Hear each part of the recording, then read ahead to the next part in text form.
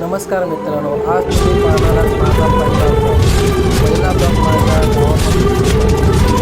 मित्रांनो, ही माझी कांगवे गवलवाडीतून फिरत असलेली मानव श्रीकृष्ण ज्ञान मंदिर. मित्रांनो, पावसाचं वातावरण आहे, त्यामुळे पूर्ण रस्ते भिजलेले आहेत आणि असाच फेरफटका मारत असतेवेळी चला तर मग आपण बघूया मानव श्रीकृष्ण ज्ञान मंदिर. ही आमच्या गावातून एस टी गेली आहे. शाळा दाखवतो. आज सोमवार असल्यामुळे शाळा बंद होती. मित्रांनो, खूप असं सुंदर असं फाडीचं कंपाऊंड आहे, प्राथमिक जिल्हा शाळा. आणि हे आमच्या नटे साहेबांचं घर. पुढे गेलो आता रस्त्यावरून बघा, शाळेवर खूप सुंदर असे सुविचार लिहिलेले आहेत. आणि आजी गावातून जात आहे आणि हे आमचं जुनं साकव. आता जरा तुम्हाला घरं दाखवतो आमच्या वाडीतील. हे माझं घर दिसतंय, पावसाने दिसतंय. राहुल शेट आहेत. अजून पुढे घर पावसामुळे हिरवगार झालं आहे वातावरण. मित्रांनो, नदीवरून ओरंटेली ओढ्याला पाणीसुद्धा आलं आहे. आणि आमची गावची विहीर दिसते तुम्हाला. शेतीतज्ञ भरत शेठ नटे आणि आमचं हेमंत दादांचं घर. आणि त्यांच्या बाजूलाच आहे सुजल आणि मामा लक्ष्मण मामा गावी आहेत, काहीतरी बोलत आहेत. महादेव माडकांचं घर दिसतं आहे. तर पुढे घर आहे आदित्य माडिक, चिरेखाम आमचे व्यवसाय. काय बोलताय? मला झाले का 2 दिवस झाले येऊन. हो, बाकी पावसा पाण्यात ना भाव बरे आहे ना? हा, बाबा बरे आहेत ना? लोटलेत. बरं बरं, चल मग. हो, बाय बरे, सगळी बरी आहेत. चल, घे काळजी.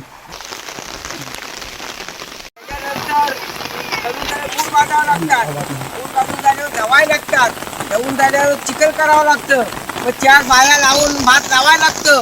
2 दिवस जाय, 3 दिवस जाय. त्याच्यानंतर भात लावून झाल्यावर खत मारावं लागतं. खत मारावं झाल्यानंतर भेंडी काढावं लागतं. भेंडी काढायला डुकरं खातात. साड्या लावून झाल्यानंतर भात कापल्या की पाऊस भिजवून देतं. मग तो भात उपटावा लागतं.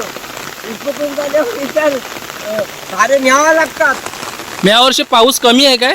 या वर्षी पाऊस कमी आहे, तो सांगता येणार नाही. 3 महिने पाऊस सांगितला आहे. मग तुम्ही ऑगस्ट. नियोजन कसं केलं या पावसाचं? आम्हाला हवामानात 95% पाऊस कमी आहे कोकणात हा, आणि 97% विदर्भामध्ये. मग आपण कोकणवासी खुश आहोत. कमी हवा कमी तर पाण्याचा फटका आहे.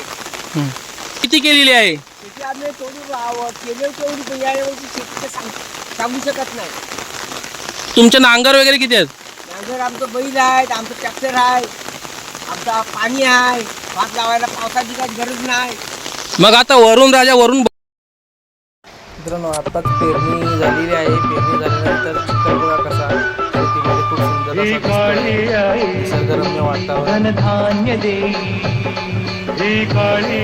मुंबई सोडून गावी व्यवसाय करण्यात जाणारे आमचे मनोज भाऊजी भरत शेट्टी नवीन ट्रॅक्टर घेतला. पाहिजे असेल तर त्यांनी त्यांच्याशी संपर्क साध. मला बोले जरा तुम्ही स्टार्टर मारून बघा. स्टार्टर मारून करतोय.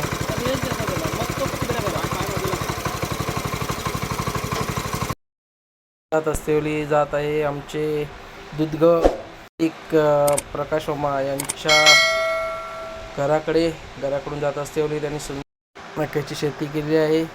हे त्यांचं घर. आणि आमचे किरणदादा खेडेकर यांचं घर. आता मी जात आहे मित्रांनो तिथून आदिवासी वाडीतून. तिथे खूप जामची झाडं आहेत. इथे आम्ही पालखी घेऊन आल्यावर खूप मोठ्या प्रमाणात आम्ही जाम खातो.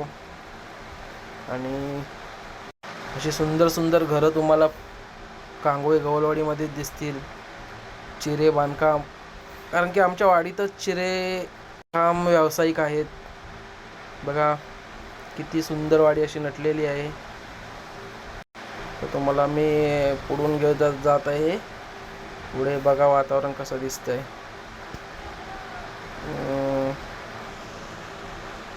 चिखल झाला आहे पूर्ण. चिखल करते वेळी नांगर बघूया आपण पुढे जाऊन. नांगर बघा, सर्व माणसं पावसातून घरी आहेत.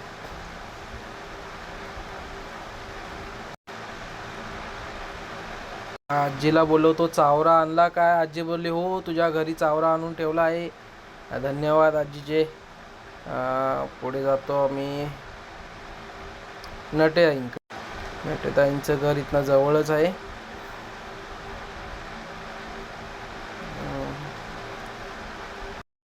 कारण खरं सुख जे आहे ना ते कोकणातच आहे. उगीच कोकणाला स्वर्ग म्हटलं नाही. स्वर्ग आहे ते आमच्या कोकणातच. बघा किती सुंदर अशी घरं आहेत. हिरवंगार वातावरण झाले, कारण की हा जून महिना संपत येऊन पहिला पाऊस खूप दिवसांनी पडला आहे. मित्रांनो तुम्हाला नांगर दाखवतो मी. नांगरचे बाबा इथे बसले आहेत, नेहरी करून बसले आहेत. मला असं वाटतंय बाबांशी गप्पा मारूया थोड्या. बाबा विचारपूस करतायत सर्व बरे आहेत ना? हो. आणि आमचे दूध व्यावसायिक प्रकाश मामा नांगर धरतायत.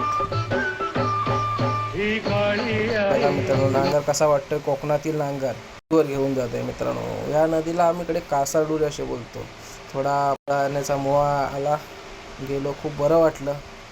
कारण पहिलं पावसातलं पहिलं व्लॉग, दुसऱ्यामध्ये संपूर्ण वाडी बघा.